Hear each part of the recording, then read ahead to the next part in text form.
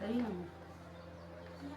नादिया बीबी मेरा नाम आए। मेरी बेटी बीमार है तो इनके वास्ते कोई। हाँ मेरी बच्ची बीमार है तेन पानी वाली थैलियां है।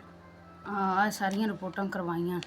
कोई नहीं उत्थे सरकारी हस्पताल भी गई कोई नहीं सारी दिहाड़ी लैन लग लग तो 2 बजे छुट्टी हो गई तो घर आ गई जलील हो भी नहीं उत्थे पुछदा सारा दिन जलील हो तो घर आ गई। मियाँ मेरा मेहनत मजदूरी करता है तो मेहनत मजदूरी एडी लभदी कोई नहीं। जेड़े होंदे ने बच्चे ते लाते तो बस बाहर आनी। बच्ची मेरी बीमार है तो कहते इलाज करवाना तो पैसे कोई नहीं। गरीब बंदे हैं तो कोई सही। हाँ मेरी बेटी ने बड़ी तकलीफ है तो पैसे होवन तो प्राइवेट भाग जावन तो उत्थों जा दवाई लेन पैसे कोई नहीं मेरे को। 2 3 4 4,000 मैंने दी गया। मेहरबानी तुहाडी बच्चे का इलाज करे सा तुसीं मैंने पैसे दिते 4,000 तेरे बच्चों नूं अल्लाह तंदुरुस्ती देवे।